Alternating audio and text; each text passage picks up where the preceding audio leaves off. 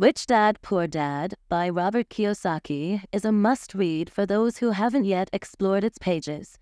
You can purchase the book using the link provided in the description below. Let's get started. Robert Kiyosaki, the author of the book Rich Dad, Poor Dad, says that earning money is a science that is not taught in schools. Schools teach us how to become an employee and build a career. If you are coming from a middle-class family like I do, then there's a high probability that your parents taught you how to become poor. And this is not because your parents don't love you or don't want you to be successful. It's simply because they themselves are not educated on this topic. They consumed expired information, and when you were born, they passed it on to you. Kiyosaki says, poverty is like genetics. It passes on from one generation to another. Rich Dad, Poor Dad is one of those finance books that I wish I had read when I was 14 or 15 years old. I strongly recommend reading the book or watching this video because I will be doing a detailed summary of all 7 key lessons. Lesson number 1, the rich don't work for money. When he was 9 years old, Robert and his childhood friend Mike were invited to a classmate's beach house because they were poor kids. Robert came home and asked his dad how to become rich, and the only response he got was, "You have to learn how to make more money." Even as a kid, Robert understood that this advice wasn't going to help him to become rich. Robert's father, whom Robert calls his poor dad, was a teacher and made a good living, but always struggled financially. Seeing how determined Robert and his friend Mike were to learn about making more money, Robert's dad, the poor dad, advised them to go and talk to Mike's dad, whom Robert called his rich dad. Both Robert and Mike were quite surprised because Rich Dad wasn't rich yet. Plus, he never finished 8th grade but ran multiple successful businesses. Nevertheless, they went to meet Mike's dad. On the day of the meeting, he asked them if they were ready to learn how to make money. They were excited and nodded their heads quickly. He then made them an offer. He said that he would teach them how to make money, but not in a classroom style. He would only teach them if they worked for him. According to him, he would be wasting his time if they just wanted to sit and listen as they did in school. They could learn faster if they worked for him. Robert wanted to ask a question, but he didn't give them a chance. He said if they couldn't make up their minds decisively, then they would never learn to make money. Opportunities come and go, and being able to know when to make quick decisions is an important skill. They knew they had to make a decision. Robert and Mike looked at each other and both agreed to take the offer. Mike's dad was pleased and said he would pay them 10 cents an hour, and they would work 3 hours every Saturday.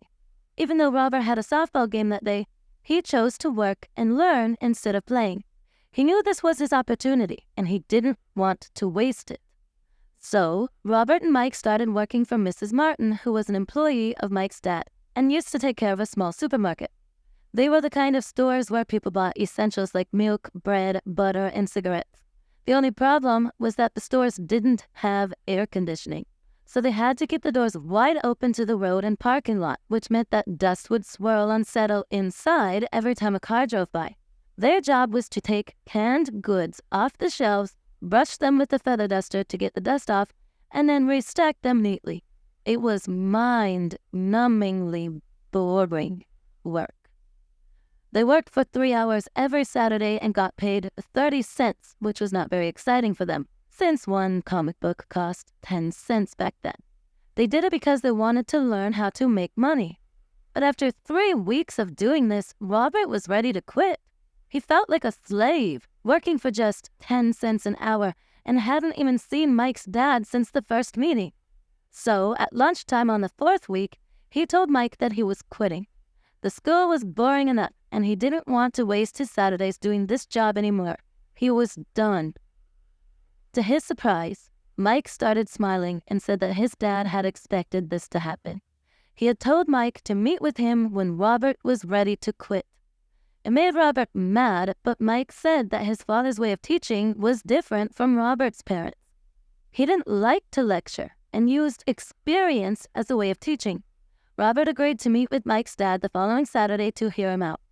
Even his real dad was angry with Mike's dad. Robert's poor dad had advised him to demand a raise of at least 25 cents an hour, and to quit if he didn't get it. When Robert arrived at Mike's house, he was made to wait in line for 45 minutes before Mike's dad finally appeared. Frustrated and angry, Robert told Mike's dad that he had not kept his end of the bargain. He had promised to teach him if he worked for him, but he had not fulfilled his promise. Robert accused him of being greedy and not respecting his employees. He asked Robert if teaching meant talking or giving a lecture, and Robert replied with a nod. Rich Dad told him that life is the best teacher of all and that most of the time life does not talk to you. He explains that life often pushes us around to teach us something. Some people let life push them around while others fight back against the wrong things, such as their job, boss, or spouse. But only a few people welcome life's push as an opportunity to learn and grow. Rich Dad said that he had over 150 employees, but none of them had ever asked him to teach them about money. They only sought jobs and paychecks, never really grasping the purpose of their work. However, when Mike told him that both of them wanted to learn how to make money, Rich Dad decided to create a program that mirrored real-life experiences. He paid them a mere 10 cents an hour, which initially made them angry. But he explained that he wanted them to experience life's push so that they could understand what he was trying to teach. When Rich Dad asked Robert what he had learned from working for such a low wage, he complained about his greed and lack of respect for his workers. He even threatened to quit if his rich dad didn't pay him more or teach him more. Rich Dad explained that most people would do exactly what he was suggesting, quit and look for a higher-paying job. However, this usually wouldn't solve their problems. He wanted Robert to understand that waiting for a raise, thinking that more money would solve his problems, was not the solution. The solution is to make money work for you. Robert was slowly starting to understand the lesson Rich Dad was trying to teach. Rich Dad asked if Robert still had a passion to learn. When Robert said yes, he told him he was going to stop paying him for the work at the store. Robert was confused. He came for a raise, but now he was going to work for free? Rich Dad said that if he wanted to make more money, then he needed to use his head and figure it out. Robert and Mike worked for free for 3 weeks. One day, Mike's dad showed up and took the boys outside for ice cream. Rich Dad asked if they learned anything yet. They said no. The Rich Dad told them they better hurry and start thinking about the lesson that was staring at them. To explain the lesson, he asked the boys to look at Mrs. Martin and the people in the park and think if the life they were living seemed exciting to them. They worked hard for little money their whole lives, clinging to the illusion of job security and looking forward to a 3-week vacation each year and maybe a pension after 45 years of service. Rich Dad said if this kind of life excited them, he would be willing to offer them a raise of 25 cents an hour. Their heartbeats raised, and they knew it would mean so much to them, but still, they said no. Seeing their resistance, Rich Dad raised his offer to $1 an hour, then $2. Each time he raised his offer, Robert's heart started exploding, and his brain was pushing him to take the offer.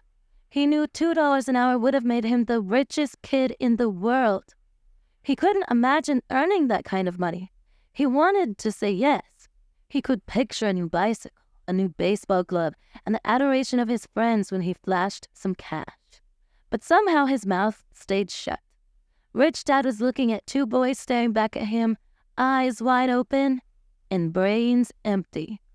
He was testing them, and he knew there was a part of their emotions that wanted to take the deal. He understood that every person has a weak and needy part of their soul that can be bought. And he knew that every individual also had a part of their soul that was resilient and could never be bought. It was only a question of which one was stronger.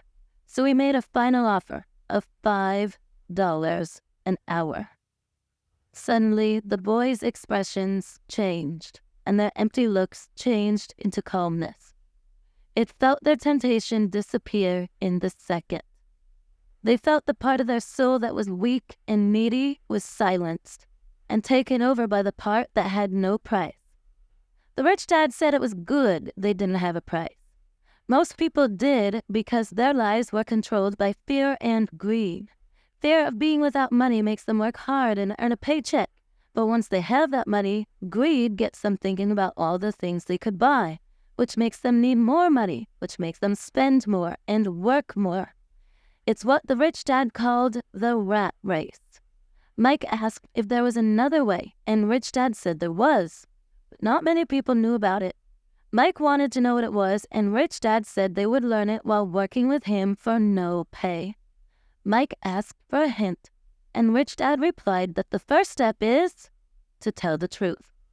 When asked what truth, he replied that it was about how they feel, and they must confess it to themselves, not others. Rich Dad expressed doubt that the people working for him were capable of confessing their truth. Instead, they feel the fear of not having money and respond emotionally rather than logically. They do not confront their fear, and their emotions control their brains.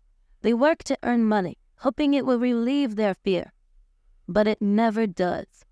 Money governs their emotions and souls, and they refuse to acknowledge this truth. Rich Dad urged them to avoid this trap, stating that being rich does not solve the problem. When asked why, he introduced the other key emotion, desire. It's common for people to desire things that are better, prettier, or more exciting.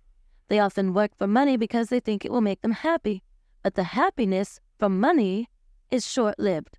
Many rich people are actually driven by fear, thinking that money will make them feel secure.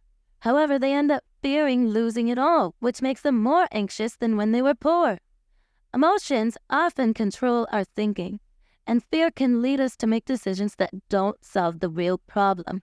For example, when someone is afraid of not having enough money, they might think getting a job is the only solution. But in reality, a job is only a temporary fix for a long-term problem.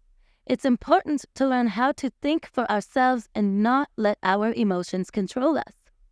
Rich Dad said that he saw hope when both of the boys agreed to work for free. And they also took the first step when they resisted their emotions when Rich Dad tempted them with more money.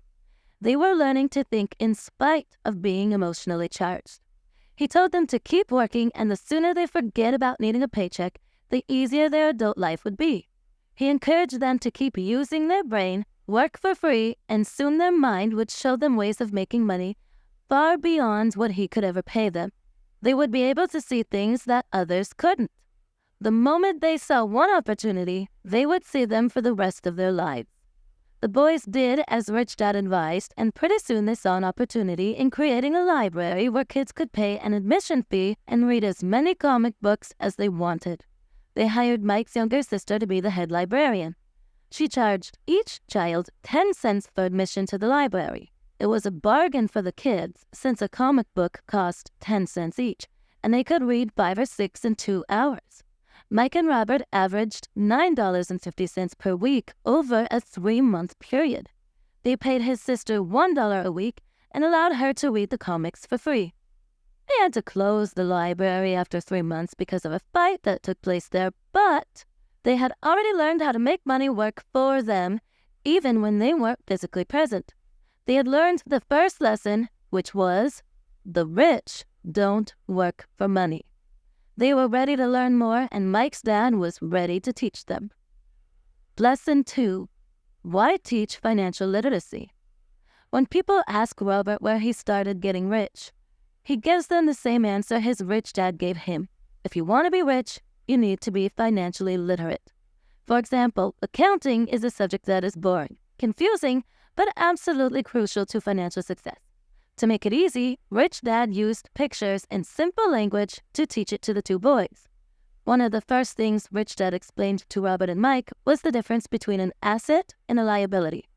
He said that if you want to be rich, the only thing you need to do is buy assets. That's all you need to know to get rich. But despite it being so simple, it's something that many people don't understand. When Rich Dad first explained it to Robert and Mike, they thought he was joking because the concept was so simple.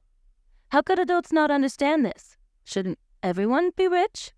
The problem is that most people have been educated differently by bankers, financial planners, and others. So they must unlearn what they think they know. And because of that, they buy liabilities thinking that they are assets. Robert uses simple definitions for assets and liabilities. An asset is something that puts money in your pocket. And a liability is something that takes money out of your pocket. This is the cash flow pattern of an asset. The top part of the diagram is an income statement, often called the profit and loss statement. It measures income and expenses, money in and money out. The lower part of the diagram is a balance sheet. It's called that because it's supposed to balance assets against liabilities. Assets add to your income. They put money in your pocket. For example, if you have a house and you rent it out, then it's an asset because it puts money in your pocket every month. And this is the cash flow pattern of a liability. A liability takes money out of your pocket. If you want to be rich, what you need to do is to avoid liabilities and instead buy more assets. Through these simplified diagrams, you can easily tell how each person handles money. Robert says often those in debt think the answer to the problem is to make more money. But not only will more money not always solve their problems, it may compound them. It's why many people who get a sudden windfall through the lottery or an inheritance quickly burn through it. An increase in cash only results in an increase in spending. What is missing for so many people is the financial education. It's why they might still end up successful in their professions, but still struggle with money. They may have learned how to make money, but not how to manage it. People can be very intelligent and still be illiterate when it comes to finances. They learned how to work hard for money, but not how to make their money work hard for them. Many people still believe that their home is an asset, but Robert teaches that a home is a liability because it takes money out of your pocket through taxes and other expenses. This doesn't mean you can't ever buy a house. You can, of course. But make sure to first buy assets that will generate the cash flow to pay for the house. Robert says if you want to get rich, all you need to do is to buy more income-producing assets, keep your liabilities and expenses low. And when will you know that you already have enough wealth? Robert uses the following definition for wealth. Wealth is a person's ability to survive so many number of days forward. Or, if I stopped working today, how long could I survive? Another way of stating it, wealth is the measure of the cash flow from the asset column compared with the expense column. When your assets generate enough income to cover your expenses, you are wealthy, even if you are not yet rich. Lesson 3. Mind your own business. A friend of Robert heard Ray Kroc, the founder of McDonald's, speak at the University of Texas in 1974. Afterward, Ray agreed to join the students at their favorite hangout for a few beers. He asked the students what business he was in. At first, they laughed, and then they answered that he was in the business of selling hamburgers, of course. But Ray told them he was not in the hamburger business, but in the real estate business. He knew that the land and location of each franchise were the most significant factors in its success. Today, McDonald's is the largest single owner of real estate in the world, owning some of the most valuable intersections and street corners around the globe. There's a big difference between your profession and your business. Often, Robert asks people, "What's your business?" And they say, "Oh, I'm a banker." Then he asks them if they own the bank. And they usually respond, "No, I work there." In that instance, they have confused their profession with their business. Their profession may be a banker, but they still need their own business. So many people work for everyone else, their employer, the government, taxes, and the bank, mortgage. What Ray Kroc and Rich Dad knew was secret number 3 of the rich. Mind your own business. Don't spend your whole life working for someone else. Too many people spend their lives minding someone else's business and making them rich. Minding your business doesn't mean starting a company, though for some people it will. Instead, your business revolves around your asset column, not your income column. Keep your daytime job, but start buying real assets, not liabilities that lose value as soon as you walk out of the store. Keep expenses low, reduce liabilities, and diligently build a base of solid assets. Parents need to teach young people this before they leave home so that they understand what a true asset is and won't find themselves trapped in a lifestyle of debt. Robert says real assets fall into the following categories: businesses that do not require his presence, He owns them, but they are managed or run by other people. If he has to work there, it's not a business, it becomes his job. Number 2, stocks. Number 3, bonds. Number 4, income-generating real estate. 5, royalties from intellectual property, such as music and patents. 6, anything else that has value, produces income, or appreciates and has a ready market. Acquire assets that you love. Robert loves real estate and thus spends most of his time thinking about and shopping for it. If you don't like real estate, don't invest in it. Even while working for Xerox, Robert minded his own business. He kept his day job and slowly built his asset column. The more he understood accounting and cash management, the better he was at analyzing investments and eventually building his own company. He doesn't recommend people start a company unless they really have the desire to. Otherwise, he advises them to keep their day job and mind their business, building and keeping their asset column strong. As cash flow grows, you can indulge in luxuries, but only if the cash flow supports them. Build the asset column and let the income generated by those assets pay for the luxuries. When assets generate enough income to cover luxuries, that's when you can buy them.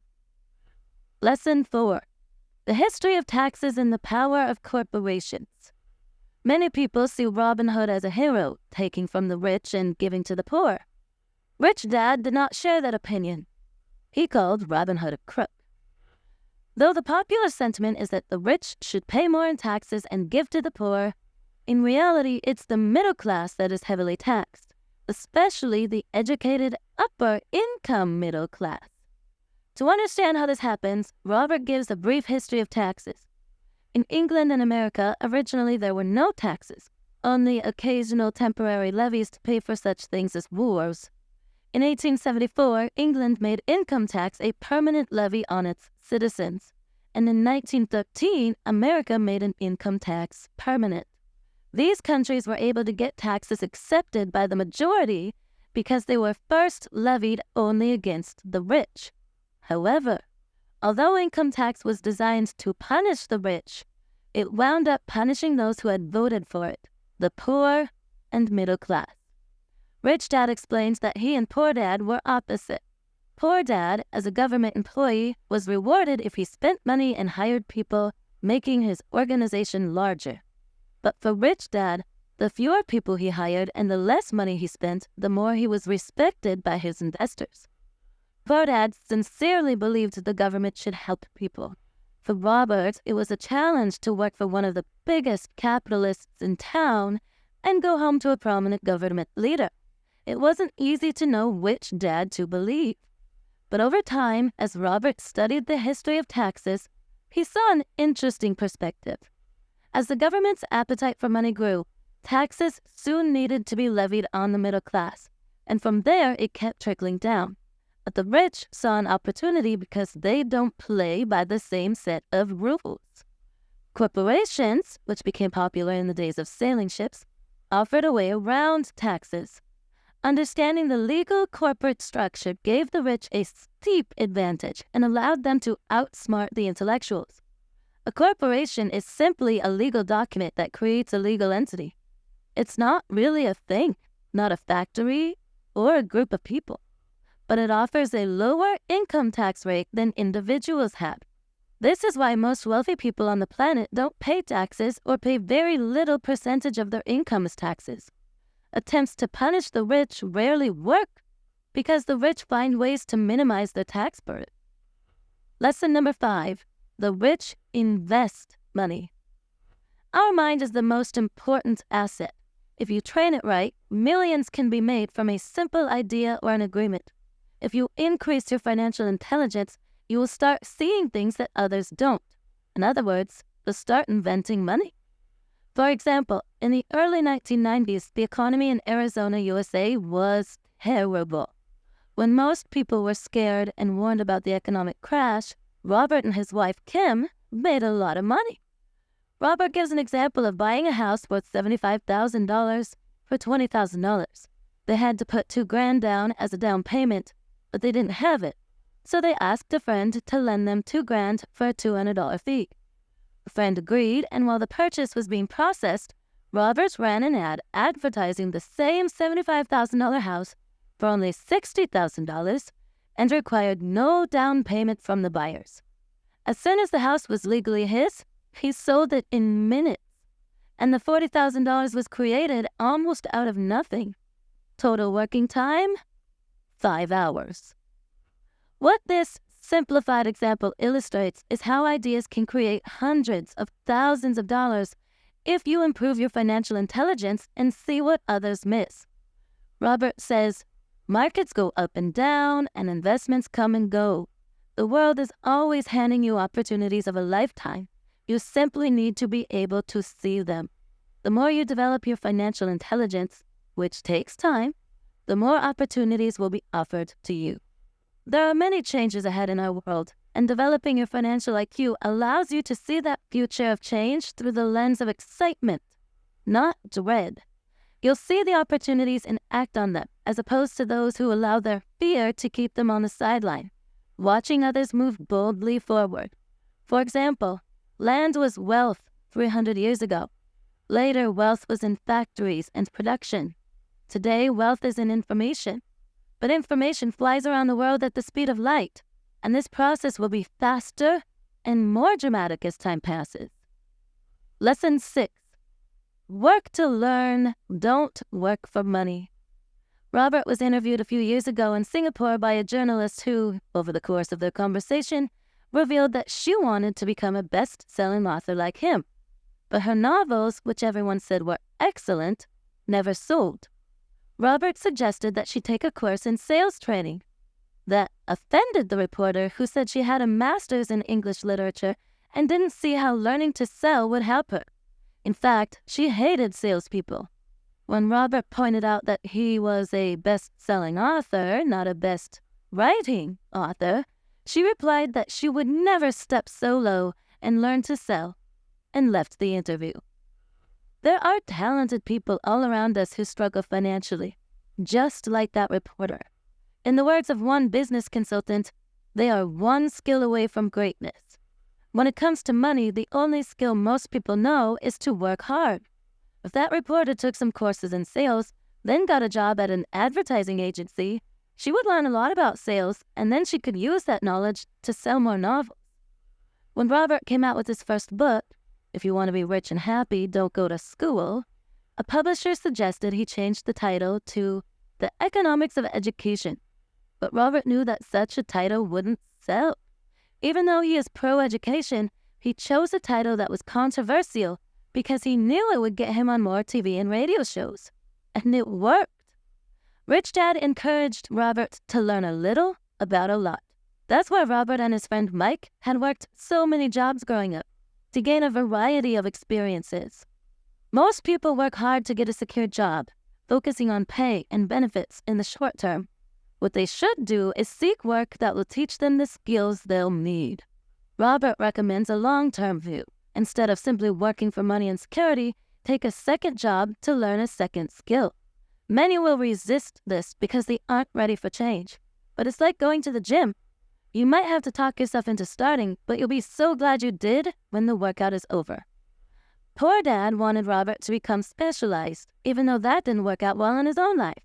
He never understood that the more specialized you become, the more you are trapped and dependent on that specialty. Rich Dad, on the other hand, encouraged Mike and Robert to groom themselves and learn about a lot of different areas of business.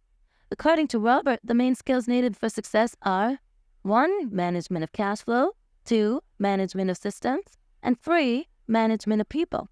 And the most important specialized skills are sales and marketing. These are skills Robert works on constantly, attending courses or buying educational resources to expand his knowledge. Lesson 7. Overcoming obstacles. The 4 main reasons financially literate people may still not develop abundant cash flow are 1. Fear, 2. Cynicism, 3. Laziness, and 4. Bad habits. Let's look at each of them. Overcoming fear. No one likes to lose money. The only people who have never lost money investing are those who haven't done it. Everyone has the fear of losing money. The difference is how you handle fear and losing. The primary difference between a rich person and a poor person is how they manage that fear. Robert says, I have never met a rich person who hasn't lost money, but they don't let the fear of that take them out of the game. Most people play not to lose when they need to be playing to win. And that's why so many people struggle financially. They might have a safe, sensible, and balanced portfolio, but it's not a winning portfolio. They're playing not to lose. For example, a balanced portfolio isn't a bad thing, but it's not going to help you win big. It's not how successful investors play the game. You must be a little unbalanced in the beginning and put your eggs in a few baskets and focus on them. Overcoming cynicism.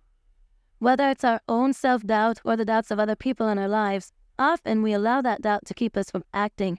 We play it safe and opportunities pass us by.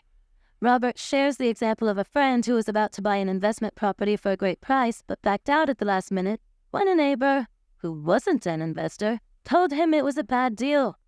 Had he stayed in it, he would have doubled his investment and started to get out of the rat race. Doubts and cynicism keep most people poor. Rich Dad liked to say, cynics criticize and winners analyze. Winners keep their eyes open and see opportunities everyone else missed. For example, real estate is a powerful investment tool for anyone seeking financial independence. Yet every time Robert mentions real estate as a vehicle, he often hears, I don't want to fix toilets, or I don't want to deal with problematic tenants. They focus on toilets, and it keeps them poor. Overcoming laziness. What's the cure to laziness? A little greed. That can be hard to hear because so many of us were raised to see greed or desire as a bad thing. Rather than saying, I can't afford it, change your mindset to, how can I afford it? That opens the brain and forces it to think of solutions. I can't afford it is a lie. The human spirit knows it can do anything. By saying you can't do something, you're creating a conflict between your spirit and your lazy mind. How can I afford it creates a stronger mind and a dynamic spirit. Without that little greed, the desire to have something better wouldn't be possible. Our world progresses because we all desire a better life. New inventions are made because we desire something better. We go to school and study hard because we want something better. Too much greed is bad, but a little can motivate you. Overcoming bad habits. To be successful, you must develop successful habits. Poor Dad always paid everyone else first and himself last, but he rarely had any left over. This was his habit. On the contrary, Rich Dad always paid himself first, even if he was short of money. He knew that creditors and the government would complain if he didn't pay them. This motivated Rich Dad to seek other forms of income to pay them. If he paid himself last, he wouldn't feel that kind of productive pressure. Forcing himself to think about how to come up with the extra income to pay the creditors made him stronger. This is it for this video. Make sure to check out the book link in the description and grab your copy today.